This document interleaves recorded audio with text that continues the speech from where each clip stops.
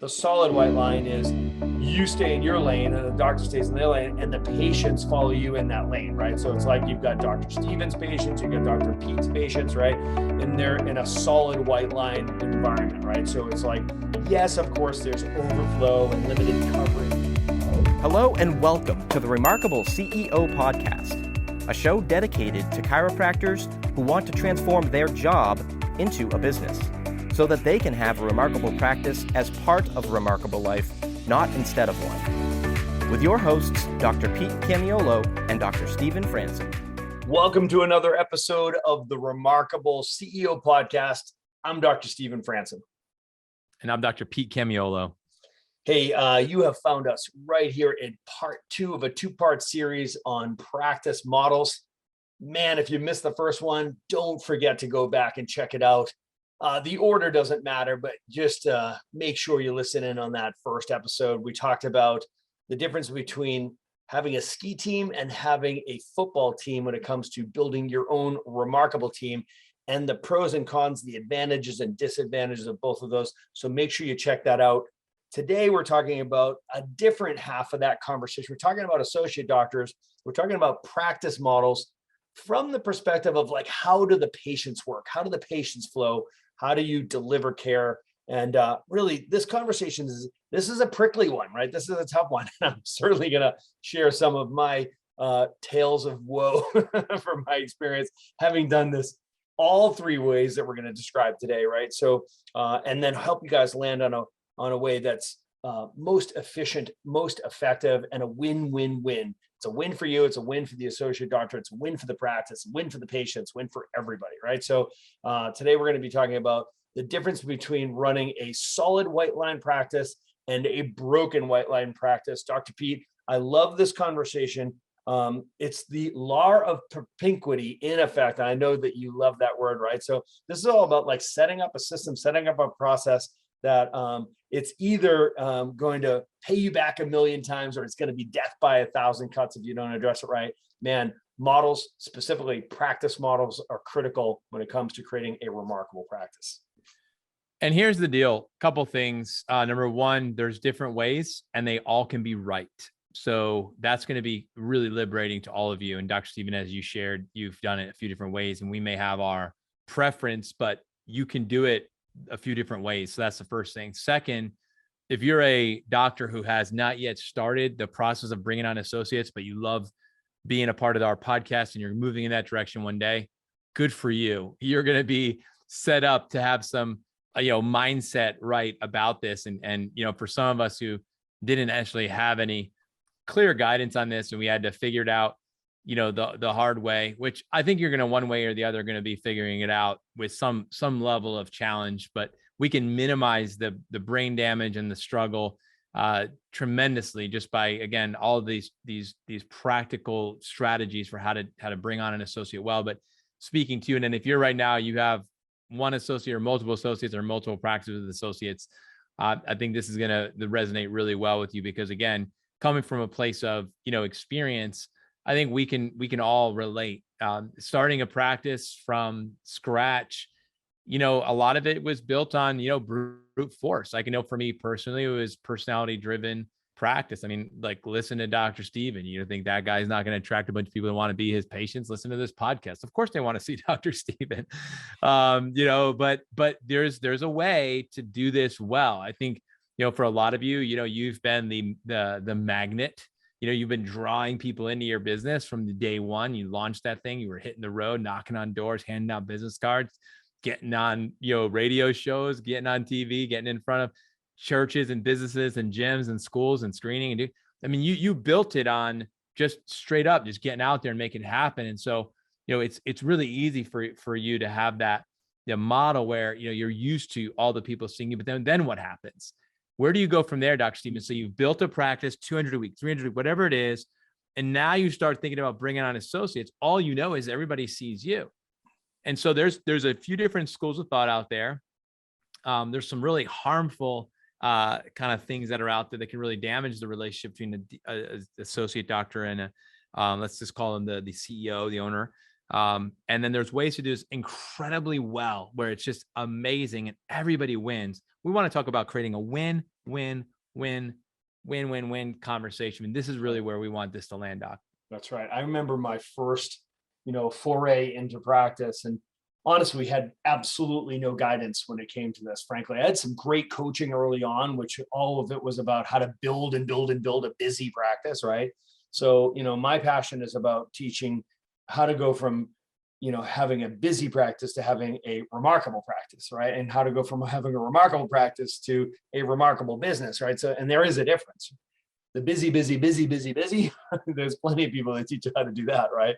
And I had a great experience with that, and I would never trade it because it just taught me how to do that, right? But here's the thing, I was good at that. And Dr. Pete, I know you were also. I was good at creating busy. Truth be told, and I'll be very straightforward with this because I'm gonna tell you how I screwed it up. I had a practice where there were multiple doctors. It's my wife, Camilla, and I were in there initially together. And we were building busy practices. And my practice was probably a 2-to-1 over the size of her practice. I was just moving faster. And, we just had a different practice style.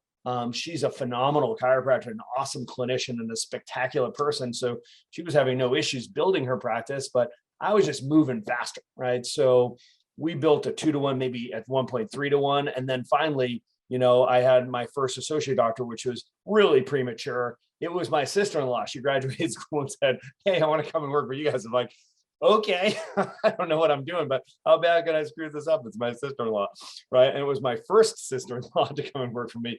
Both of my sister-in-laws have come to work for me. Thankfully, neither one of my brother-in-laws came to work for me at this time because I didn't know what I was doing, right? So now my first sister-in-law shows up. Now there's myself and the 2 doctors, right? So what I went through for the next 4 or 5 years, as we went from 300 a week to 500 a week to 700 a week to 900 a week, what have you, I started to build out this system where I had multiple associate doctors and multiple interns. But man, oh man, it was the Stephen Franson show. I made the mistake of having this model where I was attracting these people in. And frankly, it became prideful and ego driven. And I was just like building this awesome practice. But man, I was bench pressing that place every week, and it was extraordinary. I mean, even at 1,000 a week, I was seeing 750 of those, and my associates would split like 125 each, or it was lopsided, right? At best. I mean, Pete, there was a period of time there where the patients would come in to see, to come in to get adjusted, and they knew that if my area was backed up, my hot seats were full, my waiting area was backed up, they would look over and they would ask my front desk, "Who's Dr. Shortline today?" That's what they used to call the associate who was in the adjusting bay next to me. It was Dr. Shortline, right? So, that's how bad it got. It got so lopsided. And, there was a season there where I recognized I have just painted myself into a corner here, and this is crazy. And when you're, young and dumb and just full of energy and ready to rock and roll, it's like, just keep putting more on my back. I'm ready to rock. But as I started getting to the point where I started having children, and Camilla pulled back out of the office, and I was stuck in the office late at night, and I had to be the guy in there doing everything, I recognized the truth, and the harsh truth was that I had built a job. I didn't build a business, right? And that's really the spirit and the essence of this entire podcast, and really the remarkable practice itself. So we knew that we were gonna need to spend the next decade unraveling that bird's nest and rebuilding, what eventually became the original remarkable practice. That's my story of pain. That's going to be the background for how do we change our model from what we'll call the solid white line to the broken white line. Yeah. And I think it's important that, Dr. Stephen, we can just be brutally honest and have a conversation about this. I think our profession, it's easy to get into that mindset, to that model where, you're working really hard to become a master clinician. It's not easy to develop that, the ability to really master clinical care, and also mastering, attraction and mastering conversion. I mean, these are skill sets that we must develop if you're going to be a business owner. And so I think it's also the sensitivity, like we always speak about, there's 4 seasons in your career. Each season serves a purpose. So when you're in the let's say call it launch and build season, it's really about developing mastery. It's mastering clinical care. It's mastering, attraction, mastering, developing your team and building your team, mastering getting the outcomes for your patients, mastering retention. You're really working on Communication. you yourself, Yeah. but then when you move into the stage of going into scale, you have to have an identity shift where it's no longer the Dr. Francis or Dr. Pete show. That identity shift has to happen. You know who's the casualty as a result of you not? You are, and they are. Everybody loses. Everybody loses. And that's the pain point for me as I look back. I'm like, God, you are just you had no idea what you were doing. And, you were suffering that whole time. You didn't even have to be. And then the other people, they didn't really, they were suffering because of it. So it's very painful to get this wrong, Dr. Stephen. And, we're looking back and reflecting and, we can, smile and laugh about it now and it's good. But in those moments, oh my God, you're just like, what the heck is going on here? Why, this is all on me. What are these people doing here? Like, I'm still carrying like 750 of 1,000. What the heck is going on? Yeah. And it really is not wise. And so again, I don't know where you're finding yourself on this, but obviously if you've been listening to this podcast, you've heard us share our stories, but yes, everything that we're sharing now in the Remarkable CEO podcast, what we teach in the Remarkable CEO program, it came from the experience of doing it wrong and then having the revelation of what it meant to do it right. And then doing it right requires mastery too. So That's just right. like you developed mastery as a builder, you got to develop mastery as a scaler. That identity shift and behavioral shift that comes with scaling and scaling well, creating durability, scalability and durability, and then transferability. That takes, like you said, the next decade. So, we know this is a process that takes time. So Dr. Stephen, let's talk about so we talked about how you've got the benefits and the trade-offs. Yeah. So let's talk about the benefits and the trade-offs then, of both, the solid line versus the broken line. All right. So first let's define it. So, we're car guys. Dr. Pete and I both, not only do we love sports, we love cars, right? So you hear us refer to cars a lot, right? So you hear us talk about the different avatars of chiropractors, race cars versus pickup trucks versus SUVs versus minivans. We also talk about roadways, right? So when you picture like a roadway, picture like a highway or secondary highway, right? So we all know, like, at least here in North America, like, you've got solid white lines, you've got double white lines, you've got double yellow lines, right? So if you're looking at a road and you see a double yellow line, you do not cross those lanes because one lane is headed north and one's headed south. If you have a solid white line, you've got both lanes headed in the same direction, but you don't cross over the lanes. Whereas if you have a broken white line, you can change lanes, right? You can go back and forth. So these are the metaphors that we use, or illustrations of these different models. So you've probably already figured it out as I give away the punchline here. The solid white line is you stay in your lane and the doctor stays in their lane and the patients follow you in that lane, right? So it's like you've got Dr. Stephen's patients, you've got Dr. Pete's patients, right?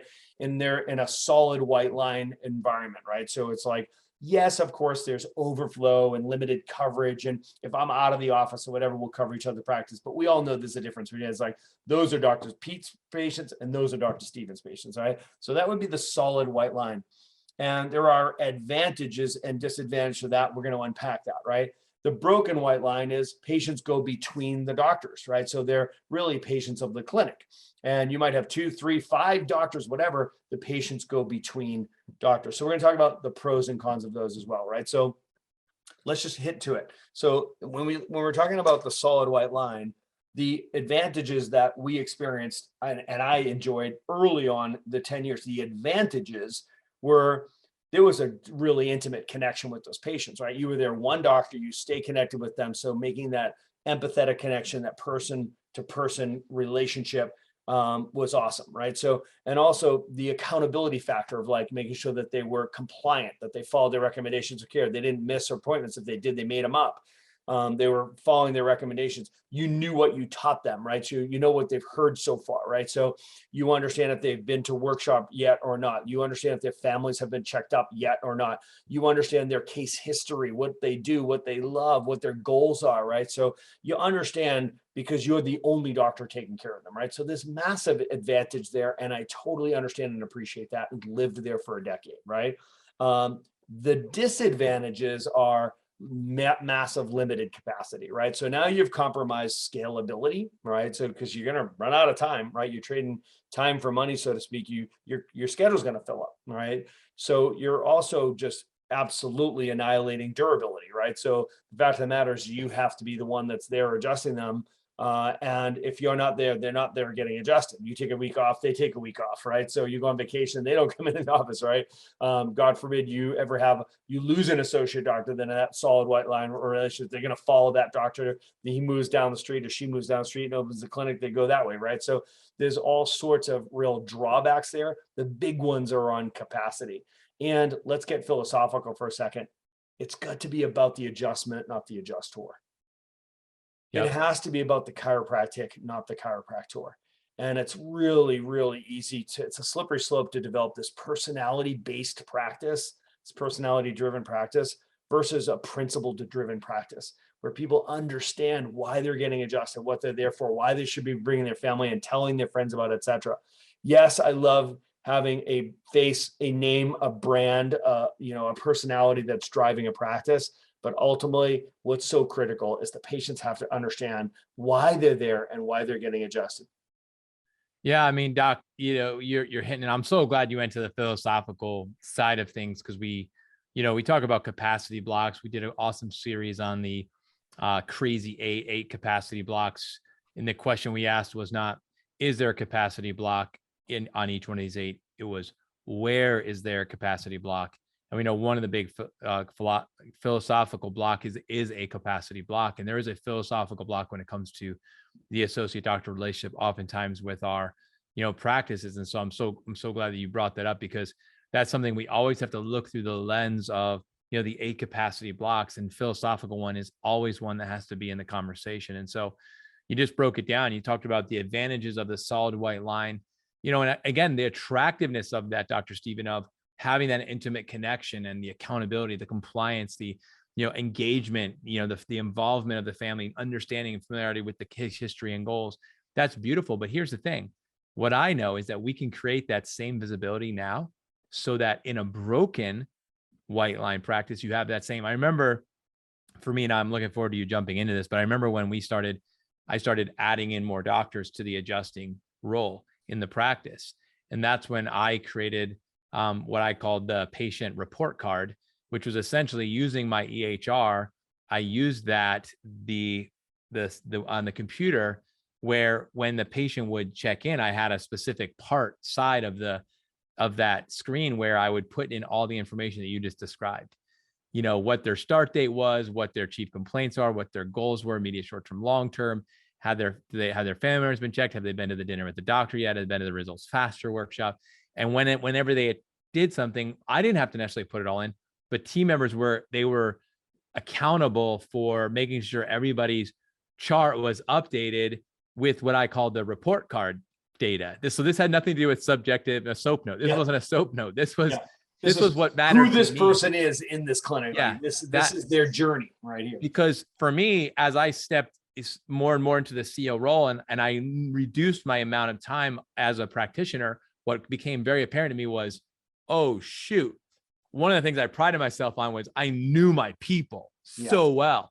And then all of a sudden I'm like, I don't want to like being blindsided. I don't want to go into any moment and not know what the heck's going on. Yeah. So we had to have all of the intangibles, like those non-verbal communications and those written communications done and so accessible and so systematized and organized so that we can move at the pace. We were seeing a couple hundred people a day. It's like, we didn't have time to, do you have a time to sit and meet with me and talk to me about this patient?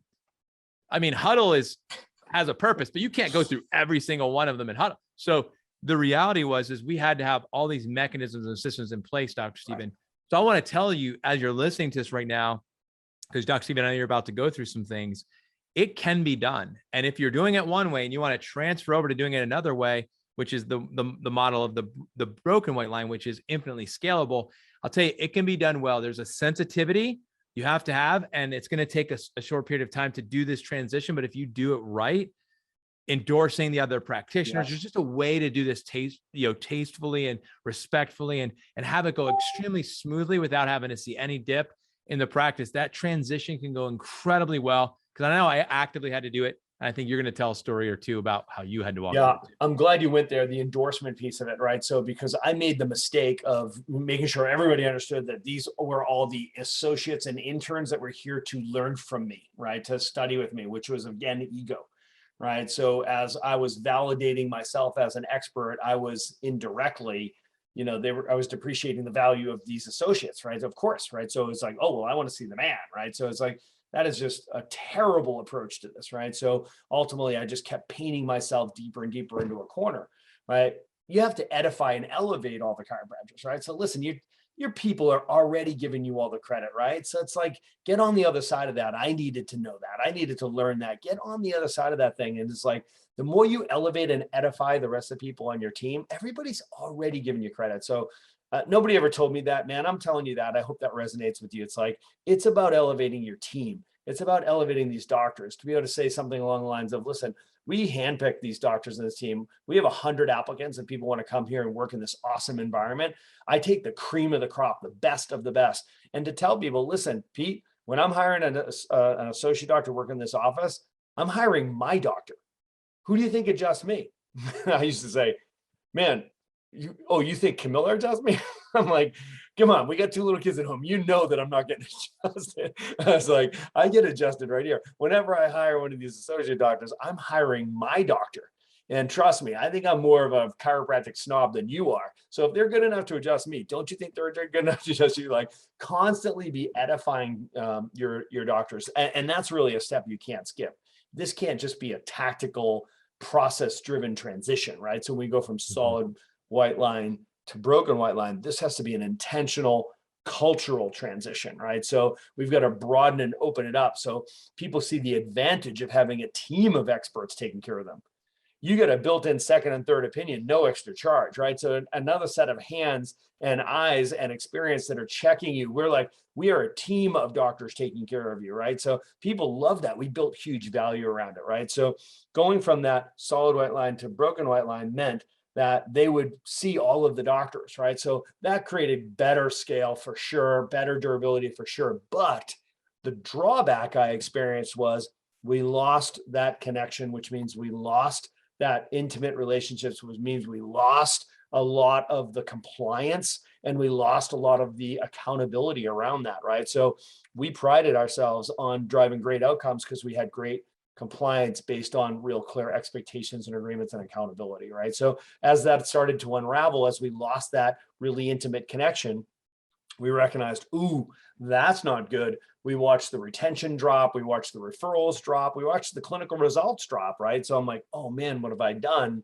And we looked at it and we said, we need to reconcile that. So a few of the tactics that we used to reconcile that, one of the most powerful ones was assigning the primary chiropractor and making sure that everybody knew that they had a primary chiropractor. In other words, you're attached to one doctor who's really your contact point at the practice, even though you're going to be seen by a team of doctors.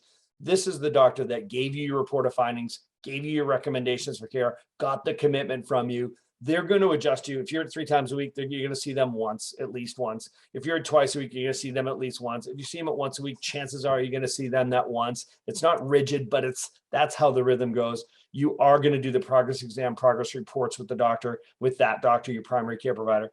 You are going to do your re-exam, re-report, recommitment. That doctor is charged with making sure that you are following recommendations, that you are compliant to your care plan, that you make up any missed appointments, that you attend the workshop, that your family gets checked up. I think you guys are picking up what I'm putting down. You own that patient and that you are accountable to that patient's journey. They are the hero. You are the Sherpa. You are the primary care provider. I get fired up, Doc, talking about this. And I hope that, this conversation is energizing all of you, Doc Stephen. You've just shared so much just brilliance and gold with all of us. And I think the big takeaway that I have from even this conversation today is that if you're the CEO and you're listening to this, and I know we have remarkable associate doctors who listen to this podcast, I know we have remarkable team members, and this is what I want to leave you with here today from this episode is this, that the number one thing that we do as CEOs or any other player on the team is we always elevate and endorse all the other players on our team. And when we create a culture of honor, where we always see the good in everyone else, and we always speak the good, the positive, and endorse each and every person, that's where you're going to see the blessing and the growth that you've been hoping for, wanting for, and you're also going to see the production of every single player on your team. So as we walk through your practice, as you analyze and assess where are we at right now as far as how our practice is functioning, we're just completing a 2-part series that we on your practice model. And I'll tell you one thing: if you're going to model anything in any remarkable practice, you should model endorsing, elevating, and celebrating and recognizing the genius in every single person on your team. And when you do that, you will see your practice, regardless of the model, will be a remarkable practice. Please stick around for more business insights from this week's bonus interview with our remarkable success partner, dedicated to helping you more successfully help more people. Enjoy. All right, CEO. So I am thrilled to be in the studio today with my friend and colleague, Dr. Tabor Smith. Dr. Tabor, man, thank you for joining me on our Remarkable CEO podcast today. What's up, everybody? Thank you so much, Dr. Pete. Thanks for having me. It's an honor. Absolutely, man. I just need to let everybody know this. So Dr. Tabor, obviously, we talk about being a success partner, and Dr. Tabor has been a success partner for the last few years with Remarkable Practice, and it's just been incredible to have you, as part of our family. We like to talk about that. You're part of our family, so it's really a privilege and honor for me to be able to, have you here and to do this segment with you here today. And I'm just super pumped to have you. And thank you for all the value that you add to our doctors and all the people that they're able to help because of what you do. So couple questions for you today that I think is just going to be awesome for all of you CEOs to listen in on. And what Dr. Tabor is doing is really changing the profession. Ultimately, it's really giving us, I think, a level of focus, of direction, of relevance when it comes to where we are now, where we're going in the next 100 years as a profession. And I love, Dr. Tabor, your big vision. So I want to hear that from you. So yeah. Why don't you share a little bit about, what it is that you do, your vision for what you're doing. And then my first question for you is going to be, specifically as a CEO, what do you help me solve? What are you helping me as a CEO solve with running my business and building a more remarkable business? Sure. Yeah, no, thank you for putting it like that. And thank you for letting me share this. So I'd say on a global scale, what we do is we help chiropractors grow their wellness practice by helping them implement patient education and strategies that make it absolutely clear to the patient what lifetime spinal care really is. And I think that's an area, like you said, we've been lacking some in our profession, not growing like we should. I mean, I use a lot of dental analogies, but they have the best clarity around lifetime dental care, right? I mean, we know dental hygiene is daily. It's responsibility to do something every day to take care of your teeth. And then it's having that dentist on your health team for a lifetime, being able to go in for checkups. And then what happens? It preserves the health of people's teeth, and they've made a tremendous impact in our society. So we want to help chiropractors do that for patients, for the spine and for the nervous system. And specifically speaking to the CEO, what I find is our docs who implement a spinal hygiene program, they see growth in 3 areas: compliance, retention, and profit in their offices. And, by the way, the TRP group, those are my people, like I love everyone in the TRP group because they believe how I believe, I can share this and they get it. You could talk to other chiropractors and they just might not understand this term lifetime spinal care. It just doesn't make sense to them. TRP docs get this. And the CEOs understand that, because they've been training with Dr. Franson, that compliance is important because we got to, in order to get people compliant, we got to create understanders. Right.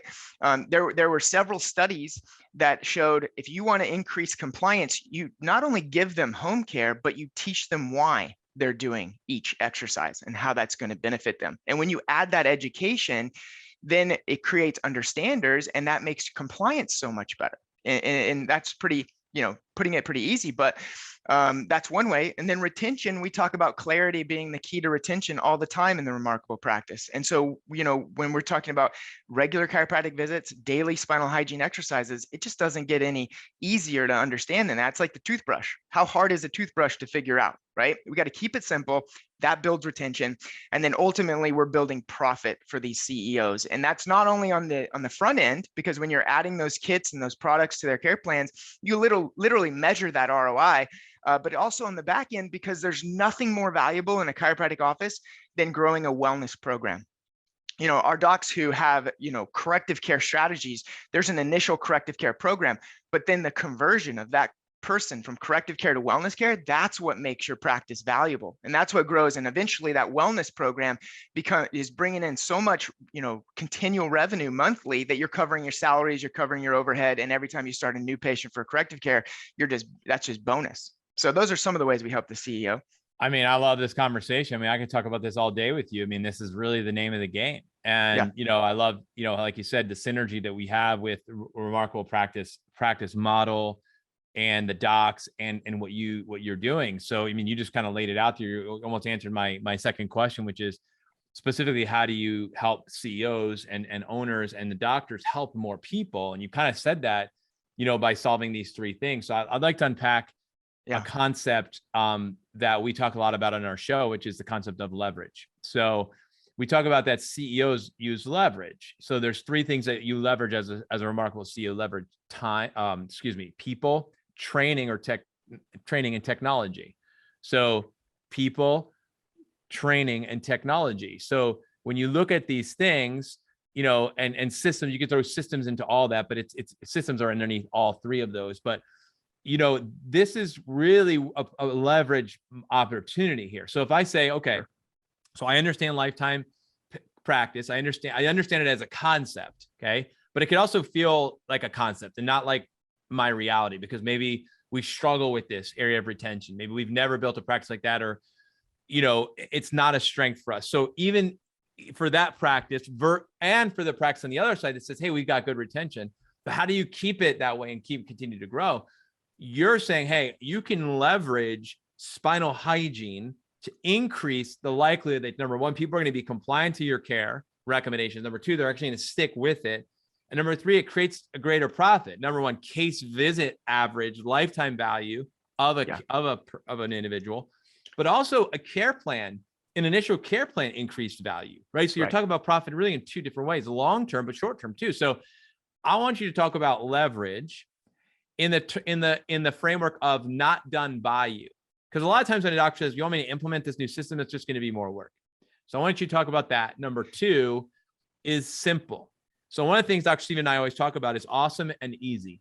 Nobody wants it to be harder. So how do we use leverage, not done necessarily by you? And number two, how do we keep it simple, which is, to me, easy to understand, easy to do? Those two things. So easy to understand, easy to do. Can you talk about that? So thank you so much for bringing up this concept of leverage. And we just came off of the team building immersion, right? And so one of the massive areas of leverage for you, for your time, for your energy, for your effort, is distributing this responsibility of education through your team, right? And what docs are seeing when they're implementing spinal hygiene is that it actually elevates a level of confidence in your staff and even in associate doctors and even in doctors themselves, when they really understand these concepts that they're sharing with patients, and the fact that it's so easy. It's a plug and play system where the kit does most of the educating, but once the team gets it, I like to say, just, you know what I mean, when the light bulb goes off, right? That my staff now understands it and is able to explain it because the concepts are so easy. And I'm sitting back going, wow, look at that. In fact, for example, we had one doctor whose staff member got so fired up about spinal hygiene. She's out doing workshops on her own on spinal hygiene, getting new patients to come into the office, and she's a CA, right? In fact, I think she's going to chiropractic school pretty soon. So we're even turning CAs into chiropractors, which I know is a common thing in the TRP group. But that leverages your, even your training or the effort you have to put in to try to help your staff, get these concepts, because we provide all of that, number one. And also these concepts are so easy to understand that once your team gets it, In fact, what we recommend is that with your team, so what we do in my office and a lot of other offices do it too, is before each shift, do a couple spinal hygiene exercises with your team. And that way, the team is able to say, hey, I do these. We do these every day before our shift. Are you doing them at home? And they're able to talk to patients and make sure that they're checking in, make sure they're doing their third leg of the stool, right? So it's all around leverage, not only in your time, because these are literally plug and play. They don't take any time for you or your team to, really write down all these prescriptions and then track people down, and teach all these efforts, to learn the exercises. They're so simple. But then number two, you're leveraging your team and your training, because your team's going to have more confidence and be able to share lifetime spinal care with your patients as well. Hope that answers the question. So good. No, I love that. It definitely answers the question. I mean, this is the conversation, that we really need to be having when it comes to, okay, how do you integrate and leverage a resource such as spinal hygiene, in a practice, Right. Whether you're, a high volume cash family practice, or you're going to be more of a niche specialist type practice where, you're a little bit more focused in that way. And, so regardless of where you're at in the spectrum, as far as volume, because I think a lot of chiropractors think in terms of that, this Sure. is about results, right? So the big thing we talk about on the three legs of the stool for us, so we teach that, these are the three things that you have to do to get the best results. So this is really about driving results. I think that's what I think is really in your heart. When I first heard this from you years ago, it's about getting results for people. Yeah. Like, what are we doing here, guys? Are we really changing spines? Are we really transforming people's lives? Like, how do we know? How do we measure that? Like, what's the long tail on this thing? And so can you I always talk tell about, docs, go I ahead. always tell docs, like, better retention equals better results. Like on that three-legged stool where the R is in the middle, you could almost substitute results and retention right there, because Right. if the patients are doing those three things, then retention is going to go up. If the patients are doing those three things, they're going to get better results. And I mean, if you don't have retention, you don't even know if you're getting results. And most of the time, you're probably not, 100%. Yeah. So, and like you said, if we really looked under the hood of most businesses and you lift it up and you look at, okay, what's our R4 stick? What's our R4 reconversion? What's our R5 stick? R5 reconversion, R6 stick, R6 reconversion? What's our NetMo? What's our patient visit average? What are these things? We really look at it closely. The reality is it's not where most of us really want it to be. And I think all of you, we were seeing each other right now, I get a lot of nods and a lot of hands up in the air, like, yes, exactly. So speaking to the CEO, Doc, about ROI, right? We talk about ROI. Sure. This is a business. We're having business conversations, a business podcast. Yep. What should I expect, as far as my 4 unlimited resources as a CEO? What kind of time are we looking at to integrate a program like this? What kind of energy is required? And how does that filter through, let's say, an accountability chart? What kind of focus does this really require from you, the team? I'm not thinking as much about the patient on this question, because I think you've already established the fact that this is going to really help them specifically. And then financially, what are we looking at as far as ROI? Just give us some insights into this. Sure. As far as time of implementation, I mean, we can simply, purchase a package of 10 to 20 kits, have them shipped to you, and start implementing those in new patient care plans, the day after you get the kits, because they're so easy to do. As far as ROI, and I'll talk, general in just the whole kit, because we actually recommend that you give the patient the whole kit, which is a 4 core spinal hygiene exercises, but they can be split up. Some docs just use the exercise discs in their practice. They put wobble discs in their seats. Some docs are just using spinal molding rolls, or just the resistance bands, or just 1 or 2 of the products. But speaking as far as just giving the whole kit, making it super easy, all of the education is all in there. We recommend that you build that kit into your care plans at a price of a retail price of $117. Now, some docs do, as low as $97, some as $290 or $197, and you could add anything to that kit you wanted to. So you could really put the price wherever you wanted, but we recommend $117 for the retail price to your patients. And the doc is paying about $50 to $55 per kit, depending on how many you order at a time. So you're making, 60 to 70% return on your investment just by putting that kit into a care plan. And I mean, literally, these products should not cost you a dime. You should make 60% return on your investment every time you start a new patient and you put a kit into their program. Now, and then on top of that, which is a little bit harder to measure, but I encourage docs to measure this. And if you're in the TRP program, you're already measuring this, and that is the compliance. So the patients that finish their corrective care plans will go up when they start understanding the concepts of daily hygiene and actually, keeping that on the forefront of their mind. Life gets so busy. Sometimes they're like, oh, I forgot my visit, right? But if they're doing something on a daily basis, that's a reminder to take care of their spine. So we're hitting a couple birds with one stone by increasing, compliance, helping them finish their care plans, and then measure that conversion to your wellness care, because that will go up as well, because people will be understanders. They're like, I understand if I don't take care of the spine, it will decay. I understand that spinal hygiene is a lifetime thing versus correction. And we talk about this concept just mentally, the definition. I apologize here. Just the definition of correction means there's an end. I mean, you're not correcting something if you don't correct it, right? Or as much as possible, just the connotation of correction has an end. Right. The connotation of hygiene and wellness does not have an end. So we start them from the beginning with the end in mind, right? With no end in mind, with that term spinal hygiene. So to go on about that, but the ROI is financially on the front end, and then also you'll see your practice swell and grow, which becomes even more of an ROI on the back end, because you're growing wellness patients that understand how to take care of their spine and nervous system. And I have so many people who buy kits and ship them to family members, or they get their, they tell their family member about it and they've never heard this, going on in another practice. So it's generating some new patients in our office too, just teaching these concepts. Yeah. I mean, again, it's to me, it's a signature, right? It's the signature of your business. It's one of the things. What is it that sets you apart, right? Everybody's looking for what's their USP. What's the thing that makes you different, unique in your town as the chiropractor? What's one more thing that you can do that sets you apart, that takes it to another level? Again, we're not in competition, obviously, with our other brothers and sisters in the community. There's not enough chiropractors probably in your community to serve all the people that are there, but what are the things that you do to differentiate yourself? What are the things that you're doing to continually make yourself better? And that's a question we're always asking, is what are we doing to continue to raise our level of how we're playing every single year as a practice? And these are the things that you can do to take it to another level. So Dr. Tabor, thank you again. For just this conversation. It's just awesome. It's gold. So how do the CEOs connect with you if they want to learn more about integrating this into their practice? What would that look like? Yeah, so you can find our products at spinalhygieneproducts.com. Pretty easy process. There's even if you want to learn more information, there's an opt-in form for a webinar that we do where you can learn more.